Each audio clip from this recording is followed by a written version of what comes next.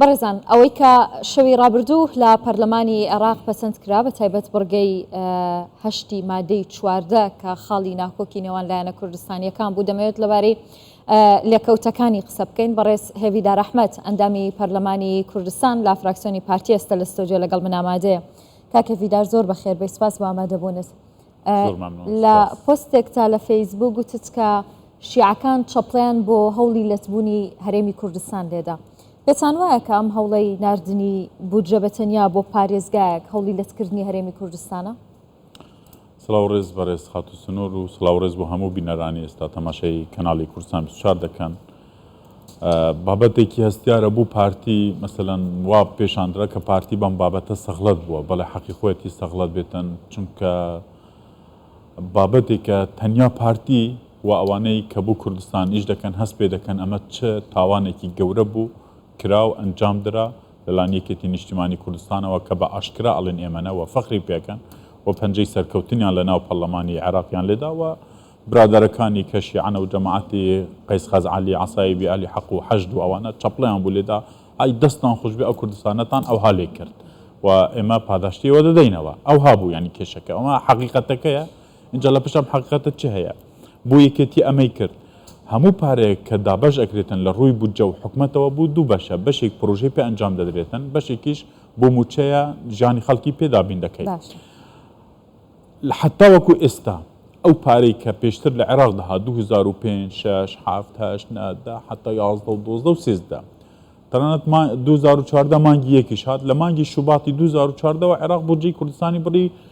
کە قیادەی یەکێتی خۆی هاتە سەر تەلەڤیزۆن. بەڕێز شێخ جەعفەر ئێستا کە جێگیری سەرۆکی یاریمی کوردستانە و لە قیادەی یەکێتیە هاتە سەر شاشە وتی بابا وڵە قیادەی ئێمە چونە لای مالیکی وتان ئەو بودجە ببرا. ئەلموهیم ئەمەی کە کراوە ئەوش تاوانی یەکێتیە کە بە قسەی خۆیان وەشەهیدە شاهیدون من ئەهلیها، بە قسەی خۆیان نابەی منە، ینی خۆیان هاتن ئەو قسەیان کرد. ئەم خەڵکەشی هەموو کە پاشە کەوت ڕوویدا ئەم هەموو قەیرانی ئابووری لێدا هەر خۆیان سەبەبن، وەلاخیرەکەشی ئێستا کە دوێنی شەو لێدا هەر خۆیان سەبەبن. بەڵام ئەو پارەی کە لە کوردستان هاتووە لە 2005 حتا 2018 2013 ئەو بودجەی کە لە پەرلەمانی کوردستان مسادقەی لەسەر کراوە بووتە یاسا و دابش کراوە تەنیا بۆ ئەنجامدانی پرۆژە. ئێستا ئەبیستی کاکە لە سلێمانی ڕێگاوبان نییە، ینی دێن و واوەیلانان لەسەر سلێمانی جادە نییە، پرۆژە نییە، على ئەساس پارە نەچوو، على ئەساس حکوومەتی هەرێمی کوردستان غەدر لە سلێمانیەکە.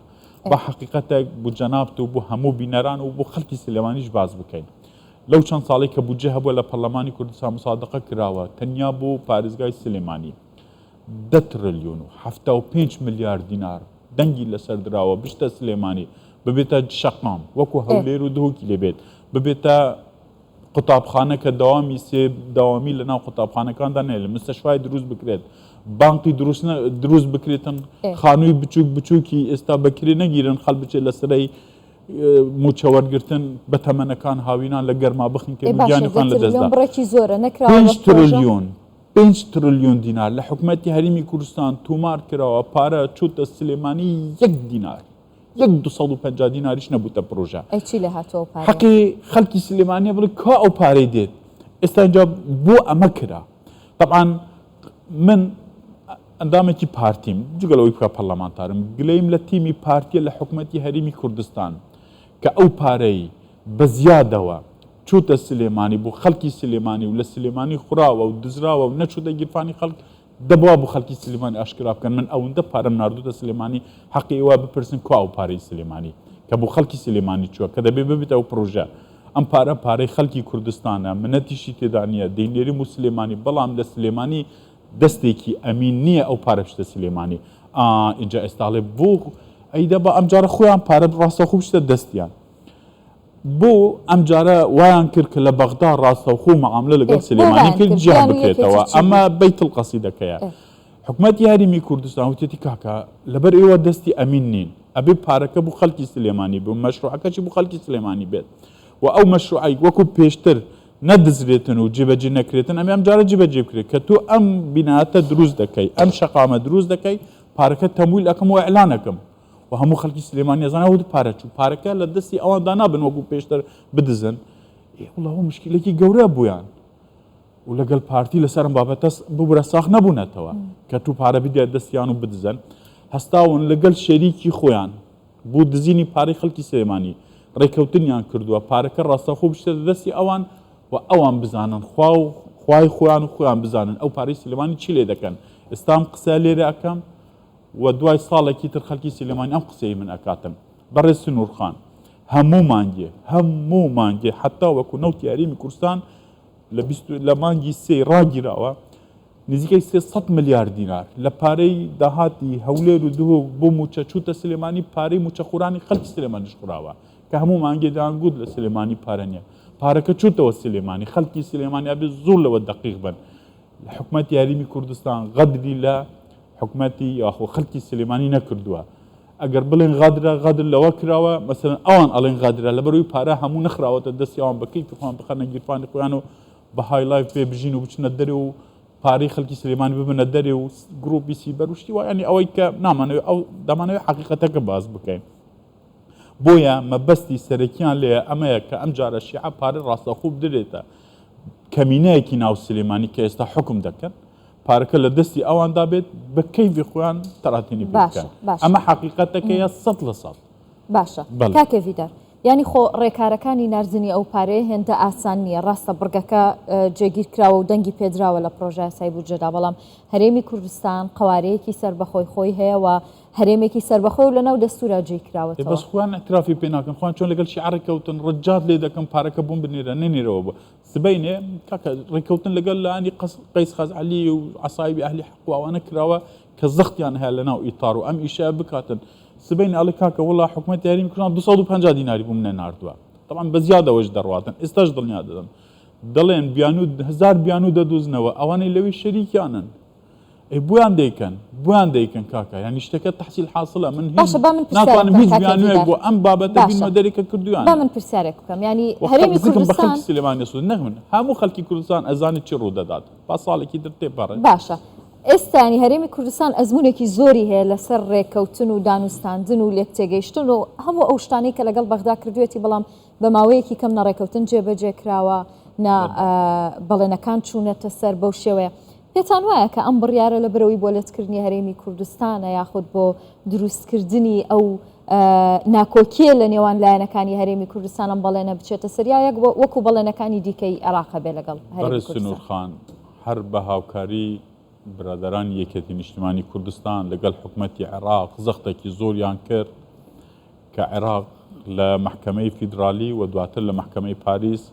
نەوتی هەرێمی کوردستان لە دەست خەڵکی هەرێمی کوردستان و حکومەتی هەرێمی کوردستان دەربێنێت کەمە قووەتی اقتصادیە و دەریانێنەوە ئێستا هەل ئەوان لەگەڵ شلانی شیعە ڕێکەوتن لە ناو پەرلەمانی عێراق قووەتی دارایی لە دەست هەرێمی کوردستان دەربێنن کە بودجێ و ئەوەیان کرد قووەتی قانونیشان لە دەستی هەرێمی کوردستانیان دەرهێنا کە پەرلەمانی کوردستانە ئەمە هەرسێکیان دەستی یەکێتی نیشتیمانی کوردستانی تێدا بووە بوو لاوازکردنی کوردستان قسەکەیە کە بوو من نەبێتن ئەبێ هەموو بسۆتێتن ڕێک وایە ئەمەی کردویانە لەسەر پاشەکەوتی موچە طبعا دوێنێ ڕێکەوتنی کراوە لەگەڵ لایەنی شیعە پێشتر کەوتیان 10% خەڵکی کوردستان حەز دەکەم لەم یاریە زۆر ئاگادار بن ئەم قسەی من ئەکەم لێ مەسئولم هیچ قسەیەک نییە لە خۆمەوە قسەم کرد ئللا بە بەڵگە ئەم قسانە ئەەکەم ڕێکەوتنیان کردو بوو وەکو زەختێک لەسەر حکومەتی هەرێمی کوردستان 10% پاشەکەوتی موچە بگەڕێتەوە ئەوەی حەز نەکا خوا چاوی کوورە بکاتن پاشە پارەی خەڵکە بەڵام خۆیان چاک ئەزانن چکو لە حکومەتدان لە حکومڕانیدا بوونە ئەیزانن کاکە من دقێکی قانونی ئەنووسم ئەگەر پارەکەی نەبێت چۆن دابەشەکەم من بێت دەڵێم کاکە هەموو خەڵکی کوردستان ڕۆژێ 10 میلیۆن دیناری وەربگرێت ئەمەیان کرد زانیان بەتاڵە زەختیان کرد زانیان بوشە کە پارتی وتی کاکە 12% دەکەین وای پارتی حقیقت بوو داوای تەرخانی کرد لە دوێنێشەوە کە پەرلەمان تەواو بووە ئەمڕۆ هەموو لەگەڵ لایەنی شیعە ڕێککەوتووە ئەم 12% کە دیتە ناو پەرلەمانی کوردستان ئەگەر هات دەنگی لەسەر نەدرێتن ئەوانەی کە چەپڵیان بوو لێدا و دەنگی لێ نەدرێتن ئەم پارە نەچێتەوە دەستی حکومەتی یاریمی کوردستان لەبەر ئەوەی سەرروکی حکومەت پارتیە و حکومەت لە دەستی پارتیدایە بۆی خەڵک نەڵێتن ئافەرین پارتیام ئیشەی کردووە با خەڵک زەرمەند بێتن هەموو پلانەکانیان ئەمەیە و ئەمە قسەیەکی دقیقە پێڵێم وە کەشش ئەبێ ڕەنگە کەمێکی تر خۆیان ئەعلام بکەن ینی برادران ئەم زانیاریە کەشف بێت و باشتر لە من بۆیەوە باز بکەم ئەم قسەی کە لەسەر حکومەتی لەسەر هەرێمی کوردستان ئەکرێتن حتا لە لایەنی شیعەکان ئەگەر بودجێی عێراق ئێستا دابەشکە ئەمە خەڵکی هەرێمی کوردستان ئێستا نزیکەی 6 میلیۆن کەس شتێکە ئەم بودجێ عێراق بۆ ئەم 6 ملیۆن کەسە بۆ ساڵێک 6 ملیۆن هەرێمی کوردستان 16 تریلیۆنیان داناوە. بەڵام تەماشای عێراق بکات چون نەزڕەیان هەیە لەسەر خەڵکی هەرێمی کوردستان. باقیێکی تر هەر 6 ملیۆنی عێراق حسابم کردووە نزیکی 20 تریلیۆن دیناریان بۆ داناوە. 6 ملیۆنێکی هەرێمی کوردستان 16 تریلیۆنیان داناوە و پارە دەچێت دەست حەقی کۆمپانیا و ئەوە یعنی ئەو بارەی کە لێش دەڕواتن باقیەکەی ینی 16 تریلیۆن کەش نامێت ینی حتا نزیکی 4 تریلیۆن فەرقە لە هاوڵاتیەکی عێراقی بۆ نمونە با ساداتر بڵێن ئەگەر ئەو بودجێ عێراق دابەش بکەن بۆ هاوڵاتیەکی کورد و هاوڵاتیەکی هەرێمی کوردستان هاوڵاتیەکی پارێزگەکانی عێراق 20 دیناری دەدەنە خەڵکی عێراقی 16 دیناری دەدەنە خەڵکی کوردستان ینی 4 دینار فەرقە اینجاوە بە تریلیۆنە بە پارەیەکی زەخمە. بەو شێوەیان تەماشای هەرێمی کوردستانیان کردووە و شتەکە ناخۆش بوو و من ئەزانم و تۆش ئەزانی و خەڵکی کوردستان دوێنێ نەخەوتونە بەشێکی زۆریان. باشە کاکە ڤیدار ڕووداوێکی ناخۆش بوو ئەمە. بەڵێ یەکێتی بۆ پەنای بردەبەر ئەمە ینی ئەو نازانێت کە ئەمە هەرێمی کوردستانە ینی دەست بردنە بۆ قەوارەی هەرێمی کوردستان یەکێتی لە چینی گەرانە ئەمە کات.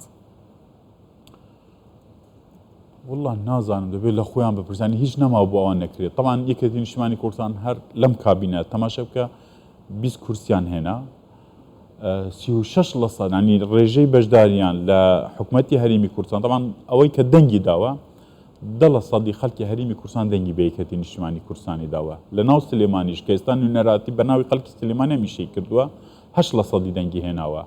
2% هەموو پارێزگەکانی ترانی هەولێر و دووکێنەوە هەموو دەنگی کە بە یەکێتی نیشتیمانی کوردستان درراوە 10% خەڵکی هەرێمی کوردستان دەنگیان پێدراوە و ئامارانەی فەرمی کە لە کۆمیسیۆنی هەرێمی کوردستان و یەکێتی خۆی ئیمزای کردووە. لەم 10%دا دەکاتە 20% ناو کورسیەکانی پەرلەمانی کوردستان بەڵام نزیکی 40% پۆستەکانی حکوومەتی بەدەستێناوە ینی پارتی لەوە نەبووە.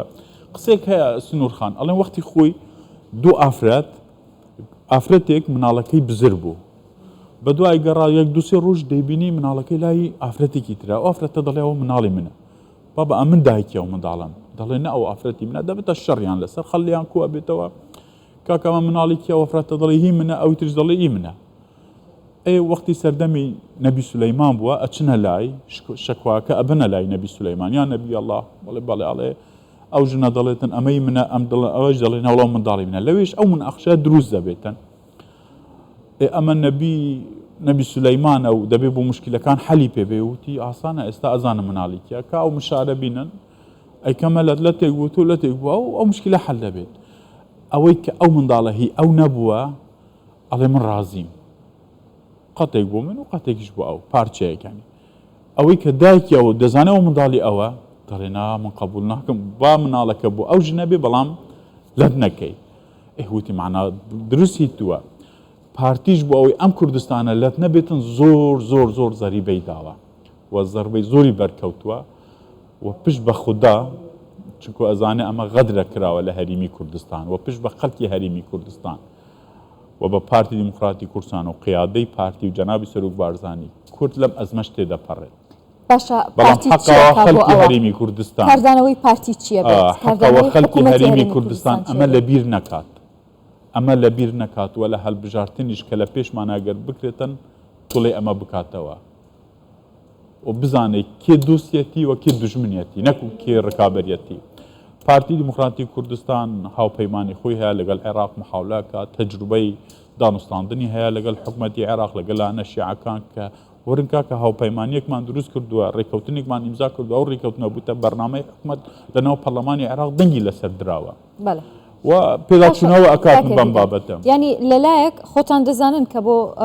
پێکێنانی حکوومەتەکەی محەممەد شیع سوودانی کورد ڕۆڵێکی بەرچاوی هەبوو و لە نێو ڕێکەوتنەکەدا هەیە لە نێو ڕێکەوتنی هاوپەیمانی داری دەوڵەت بەڵام ینی لەلایەکی دیکەوە کە تۆ دەڵێیت شیعەکان بەشێکیان لەگەڵ یەکێتی ڕێکەوتنیان کردووە بۆ لەتکردنی هەرێمی کوردستان. باشە کێ هۆکارەوە کێ قازانج دەکات لەو پەرتەوازەی نێوماڵی کورد کە لە بەغدا هەیە کورد هەموو زەرەرەکە لاەنێکی کوردستانی کە ئەم ئیشایی کردووە بۆ ماوەیەکی کەم قازان چەکات و دواتر خەڵکی کوردستان توڵی ئەوە لێ ئەکاتەوە ینی خەڵکی کوردستان شت لە بیر ناکاتن بڕوا ناکەم لە بیریان بچێتن و توڵیان لێ ئەکاتەوە. ئەمن ئەزانم ئەمڕۆژ لای قیادەی حزبی خۆم بوومە ینی پلانیان هەیە کوردستان لەم ئەزمایە تێدەپەڕێنن بە باشیش تێدەپەڕێتن و لەوە ناخۆشتر ڕووی داوە کامەی هەیەتی مشکلەکە چەک نییە مشکلەکە شەڕ نییە شەهیدی تێدا نییە مفاوزاتە و دانوستاندنەوە پارتیش لەمەدا قیادێکی حەکیمی هەیە قیادەی حەکیم قیادەی خەڵکی هەرێمی کوردستانەوە تێدەپەڕێنێت خەڵکی هەرێمی کوردستان دڵنیا دەکەمەوە مستەسمرەکان بازرگانەکان موچەخۆرانی هەرێمی کوردستان هەمویان دڵنیا دەکەمەوە ئەم وەزعە زۆر بەخۆشی تێدەپەڕێتن لە ماوەیەکی کەمی نزیکیشدا ئینشاءالله. کاکە ڤیدار باسی ئەو بودجێ بکەین ینی بە پێ و خاڵانەی کە پێوەستن بە هەرێمی کوردستان و دەکرێت بڵێن هەرێمی کوردستان خراوەتە ژێرگوشارەوە لە نێوان پرۆژە یاسادا؟ تەماشە بکە ئەو بودجێ مەسەلەن بودجەیەکێک لە ئەرکەکانی سەرەکی پایەکانی سەرەکی بودجە دابەشکرد عەدالەتە دابەشکردنی بودجە بەسەر هەموو پارێزگەکان لە ناو دەوڵەتێکدا وەکو یەک هەرێک حەقی خۆی وەربگرێتن. ئەکید غادر لە هەرێمی کوردستان کراوە سەرەتا بۆ تۆ باسم کرد ینی بۆ خەلی هەرێمی کوردستان 16 تریلیۆنیان داناوە بۆ عێراق 20 تریلیۆنیان داناوە بۆ هەر 6 ملیۆن کەس کە لە عێراق هەیە طبعاً لە عێراق هەموو ساڵێش بودجەیەکی کامل هەیە لە هەرێمی کوردستان ئەوە نزیکی 10 ساڵ دەبێتن ئێمە بودجەمانیە لە بەرەوەی پارە نییە وەکو هەرێمی کوردستان یاڵا ئیدارەکردنی مانگانەمان هەیە کە تقریباً هەموو مانگێ ئەگەر بە لێڤڵێکی دروستەوە بچین تریلیۆنێک و 100 بۆ تریلیۆنێک و 200 ملیۆن دینارمان پێویستە 200 میلیارد دینارمان پێویستە لە بەرەوەی 930 میلیارد دینار دەدەینە موچەی ملیۆنێک و 257320 کەس کە لە هەرێمی کوردستان مانگانە موچە وەرەگرێتن ئەگەر بە کاملی موچە وەرگێت ئەتوو نەسری دایرەکان هەیە تو پرۆژەت هەیە خەستەخانەت هەیە مەکتەب هەیە کارەبات هەیە هەموو مانگێ نزیکەی 120 میلیۆن دلار خەرجی کارەبا لە هەرێمی کوردستان بۆ بەرهەمێنانی 3900 میگاوات کارەبا بۆ ئیلانی کەم ئەو کارەبەی کە هەیە بیدە خەڵکی هەرێمی کوردستان لە عێراق ئەمە هەموو نییە لە ئەوەی فەرقە لە هەرێمی کوردستان ئێستا جەنابەت پێش ئەوەی بچی بوو لای ئەو بەڕێزە پەیامنێری 24 استقراری ینی ئەو کوام مشکلە چۆنە مشکلە حەڵە بێتن وانە تۆ ینی ئومێدەواری کە کێشەکە باسانی تێپەڕێ لەبەرەوەی لە هەرێمی کوردستان ئیستقرار هەیە سەقامگیری هەیە سەقامگیری ئەمنی هەیە لە هەرێمی کوردستان هەر شوێنێک سەقامگیری تێداوی گەشە پێدانی تێدایە هەر شوێنێک ینی لە هەموو عێراق کە پارچەکەی هەرێمی کوردستان لێ جیاکەوە و سەقامگیری لە عێراق ئێستا مەترسێکی زۆر هەیە لە عێراق ئەمڕۆ خبر بەڵاو بووتەوە لە هەندێک ناوچێ دەوروبەری کەرکوو ناوبینی کەرکووک و تکریت جەماعەتی گرۆپێکی چەکداری چەکی کیمیاییان لە دەستداوە و ئەویان کردوانی خەتەرە لە عێراق ئەمە دەرهاویشتەی کە شتێک لە عێراق ڕوو ئەداتن لە هەرێمی کوردستان سەقامگیری ئەمنی هەیە کامە لە هەمووی گرنگترە سەقامگیری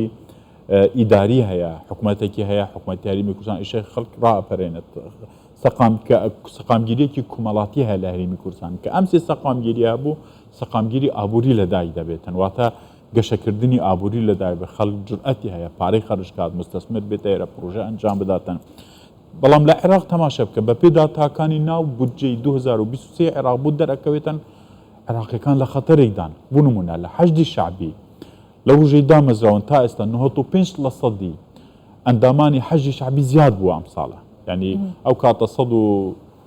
4,000-5,000 کەس بوون ئێستا 200 بووتە 266,000 کەس نزیکی 100% زیاترش لە 100% زیاد بووە تەنیا پار و ئەم ساڵ 20% چەکدارانی حەشی شعبی زیاد بووە بودجەیەکی زۆریشان بۆ تەرخان کراوە بەڵێ لە ناو وەزارەتی ناوخۆ کە هێزێکی گەورەیە بوو پاراستنی وڵات 3% زیاد بووە وەزارەتی بەرگری عێراق 6% زیاد بووە لە ماوەی ئەو 3 ساڵە کە بودجەیەکی سولاسیە ینی بۆ 3 ساڵە 1200 پرۆژە دراونەتەوە کۆمپانیەکانی سەر بە حەشی شعبی بای 50 میلیارد دلارن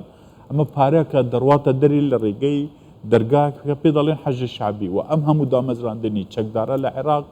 وا نیشانەی ئەوەن کە سەقامگیری لە وڵاتە تێدا نابێتن ئێستا پێش ئەم بودجە پەسەند بکرێتن 11 ملیۆن و شتێک هزار کەس هەیە ماگانە موچە لە عێراق وەرەگرن 92 تریلیۆن دینار لە پارەی عێراقی ئەم ساڵ کە لە بودجە دیاری کراوە بۆ موچە دەڕواتن 70% داهاتی عێراق بۆ موچەیە 4 ساڵی تر ئەوها بڕاتن ساڵی پێنجەم کە ساڵانە 4.9 موچە زیاد ئەکات لە عێراق عێراق هیچ پرۆژێکی نییە ئەنجام دە هەموو پارەکەی بۆ موچە دەڕواتن واتە دەوڵەتێکە خۆیان کە خۆیان باسەکەن ئێمە باس ناکەین و راپۆرتی پەیمانگەی واشنگتن لە ئەمریکا بەڵاوی کردوتەوە لەسەر حەجی شعبی ئەوە نیە ئێمە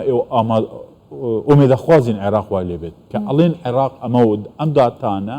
داتاکان چین بۆچی داتا گرنگن داتا دینی شەرحی دەکەی تەنەبوعاتی مستەقبەلی پێ دەکەیت پێ دەڵێتن ئەمە ڕوودەداتن و لە هەرێمی کوردستان سەقامگیریەکە زیاتر دەبێتن بۆیە ئەمەوا دەکاتن لە ڕووی ئابووری لە ڕووی ئەمنی هەرێمی کوردستان گەشەیەکی باشتر بکاتن. زۆر بەڕێز سنوورخان کاکە ڤیدار با باسی ئەوە بکەین کە پێشبینیەکە ئەم بودجەیە کەی بێت بۆ هەرێمی کوردستان و ئەو مانگانی ڕابردوو کە ڕۆیشتون چۆن دەنێردرێت؟ ئەمڕۆژ مەکتەبی سیاسی پارتی دیموکراتی کوردستان بەیاننامەی بەڵاو کردەوە سەرپشکی فراکسیۆنی پارتی کردووە کە دەنگ بداتن بە پەسەندکردنی بودجێ کە پەسەندکرا ڕێکارێکی قانونیە سەر و کومار مەرسوومێکی پێ دەرەکاتن و بودجە دێتن بودجە ئەو مانگی شەشش خەریکە کوتای پێ دێتن ئەوەی گرنگە لە هەرێمی کوردستان لەبرەوەی نەوتی هەرێمی کوردستانیان وەرگرتووە و پاشەکە ینی داهاتی ناخۆش 50% دەچێتەوە خەزینەی عێراق 50% دەبینتە ئێرە بتوانین موچەی خەڵکی هەرێمی کوردستان دابین بکەین مانگانە و ئەو پرۆژانێک کە لە هەرێمی کوردستان هەم بەردەوام بن. ئەم مشکلی سلێمانی ڕەنگە لە ڕووی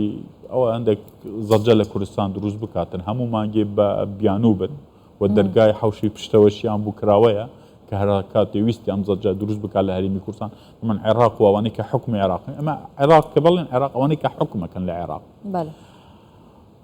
ئەکید پیان ناخۆشە هەموو راپۆرتێکی نێودەوڵەتی کە بەڵاو دەبێتەوە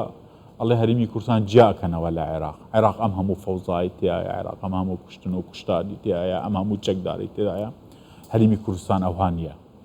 عێراق ئەم هەموو بەسەر تا ئێستا قوتابخانە هەیە لە قورد دروست کراوە تا ئێستا بەردەوامە وڵاتێک سێمی دنیاە لە ئاستیە دەکینەوت و بودجەیەکی 150 تریلیۆن دیناری هەیە مستەشفاکە ئەو هەیە قوتابخانەکە ئەو هەیە ڕێگاوبانەکە ئەو هەیە من چوومەتەوە بەغدا من پێش 2000 سەردانی بەغدام کردووە ئێستا چوومەتەوە بەغدا جگە لەو برجی کە بانقی ناوەندی تێدا دروست کردووە هیچ شوێنێکی تر لە بەغدا نبینی شوێنی ئیستراحەت تێدا بێتن خۆش بێتن پێشکەوتنی تێدا بێت ئەبێ بپرسین ئەم پارەی خەڵکی عێراق چی لێ هاتووە بۆیە ئەو عێراقە ئێمە ئەواتە خوازنین تێک بچی بەڵام خۆیان تێکیان داوە و ئەگەر بێل خەڵکی کوردستانە چی عێراقیشان بۆیان ئاوادان دەکات پێش دەخاتەوە کاتاتەوە بڵین ینی نێرانی کورد نێرانی هەرێمی کوردستان لە بەغدا لە پشتی ئەم تێکداکە باشرا 16 ئۆکتۆبەر هاتنە سەر هەرێمی کوردستان چەکیان هێنا چەکداریان هێنا ئەگەر پردێ و سەحێلا نەبات دەهاتن دەچون حتا ئومێدیان ئەوە بە حتا زاخۆ بڕۆن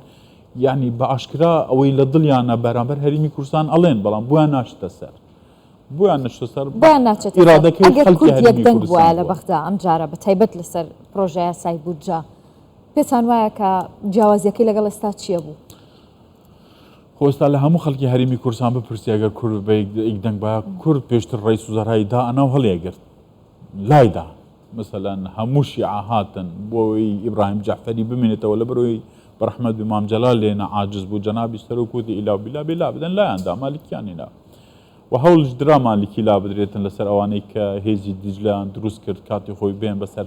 کەرکووکدا بگرن و لە خانەقینەوەنە و قزێکی ناخۆشەیە حەز ناکەن ئەو بابەتان هەموو بکەنەوە کە چی ڕوویدا هەموو خەڵک ڕەنگە ئەزانێ و 16 ئۆکتۆبەر ئەوەی ویستیان هاتنە پێش چەکیشیان بەکارێنە ئێستاش کورد وای لە هاتووە ئەوان ئەم پەردەوازەی کورد خۆشیان نایە لەگەڵ ئێمە شەڕەکە بکەن هیچ وەکو یوسف کلابیان هێناوەتەوە پێش بەرامبەر کوردیان داناوە دوێنی شەو ڤیددیوێکی بەڵاو کردوتەوە ڕێزم بۆ خەڵکی کوردستان هەیە یوسف کلابی بە فشە باسی خەڵکی کوردستانە کات و ینی چیها پێ دەکەنن ها بزان چیمان لەو کوردە کرد لە ڕووی ئەسکەریەوەیەکی حەسەن پلایز دینە پێش بەرامبەر کورد ئەوە بەرامبەر تووە ئەوها ئەکەن ئەمە خوا توولەی ئەم خەڵکە بکاتەوە لەوەی کە ئەم وەزعی کورد لە بەغدا و های لێ کردیە سنوورخان باشە بڵێ ئامین ئێوە زۆرتان پێ ناخۆشە ئەگەر یەکێتی ینی ئەمەی بۆ سەر بگرێت و سلێمانی جیا بکاتەوە و بیاوێ عێراق تەمیلی سلێمانی بکە چ سوودێگە بینێت جگە لەو شایستە داراییانەی کە دەستیانەکەوێت لە شار عێراق زۆر سوود دەبینێتەن عێراق دەبینێتەوە هەرێمی کوردستان لەت کرا پێیان خۆشە زۆر ینی ئەمە هەموو ئاواتەکەیەتی هەرێمی کوردستان قووەتێکی زۆرە هەرچی لێ دەدەن ناتوانن ئەم هەرێمە لاواز بکەن دێن چ دەکەن پارچێک لێرە دەکەن ئەو پارچێک لێرە کەرکووک و شگالیان برد مەرحەلەیەک ئەم مەرحەلە سلێمانیە بن دەبینێتەوە هەولێر و دهۆک خەڵکەکەی کە ینی خوا ئەزانێ بەڵام بڕوان ناکەم تەسلیمە و ئیرادا ببن و هیوادار ینیمە ئەڵێن ئەمە ڕوو دەدات ئاماژەکان ئەوەن بۆ ئەمەیە دروست ببێ بەڵام ئینشاءڵڵا قیادێکی حەکیم هەیە لە کوردستان ڕێ لەمە بگرێتن هیواخواز نین بگاتە ئەوەی و هیوادارین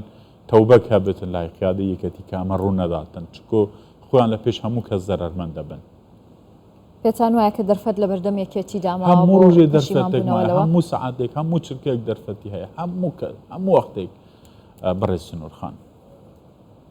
زۆر باشە. زۆر سپاس دەکەم بەڕێز هێویدا ڕەحمەت ئەندامی پەرلەمانی کوردستان لە فراکسیۆنی پارتی زۆر بەخێر بێ. زۆر سپاس بوو جەناب و هەموو بینەران. زۆر بەخێر بێ. دەست موفق بن.